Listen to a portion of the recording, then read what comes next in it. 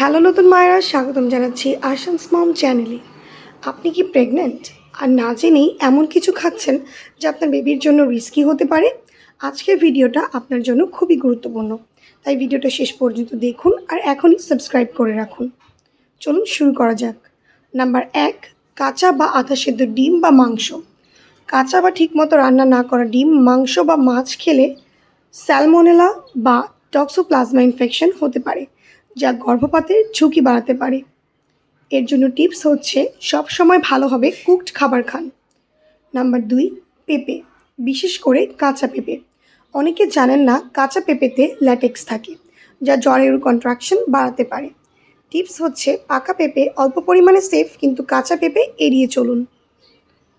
Number 3, আনারস। আনারসে bromelain থাকে, যা বেশি খেলে জরায়ুর উপর প্রভাব ফেলতে পারে।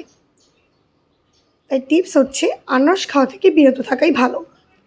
নাম্বার 4, বেশি ক্যাফিন, চা বা কফি। দিনে বেশি চা বা কফি খেলে মিসক্যারেজ রিস্ক বাড়তে পারে। সেফ লিমিট হচ্ছে দিনে 1 থেকে 2 কাপের বেশি না। নাম্বার 5, কাঁচা দুধ বা আনপাস্তুরাইজড ডেইরি।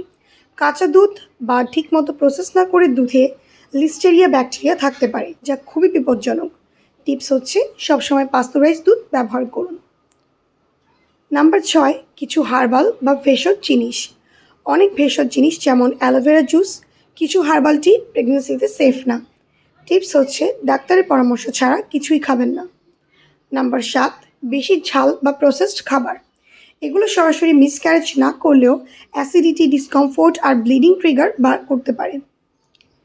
ইম্পর্ট্যান্ট ডিসক্লেইমার পার্ট হচ্ছে মনে রাখবেন সব খাবারই পরিমাণ খুব গুরুত্বপূর্ণ। একটু খেলে সমস্যা না হলেও বেশি খেলে রিস্ক বাড়তে পারে। আর যদি ব্লিডিং, পেইন বা আনইউজুয়াল কিছু দেখেন, তৎক্ষণাৎ ডাক্তারের সাথে যোগাযোগ করুন। বোনাস টিপস হচ্ছে প্রেগনেন্সিতে সবচেয়ে সেফ কি? Fresh foods, vegetables, protein rich food আর প্লেন্টি অফ পানি। আপনি যদি চান আমি নেক্সট ভিডিওতে প্রেগনেন্সি সেফ ডায়েট চার্ট বানিয়ে দিব, কমেন্টে লিখুন ডায়েট চার্ট। ভিডিওটা যদি হেল্পফুল মনে হয় একটা লাইক দিন, আর এমন গুরুত্বপূর্ণ তথ্য পেতে আশান্স মম চ্যানেলটি সাবস্ক্রাইব করুন। আপনার কোনো প্রশ্ন থাকলে কমেন্টে লিখুন। Thanks for watching. Stay safe, stay healthy.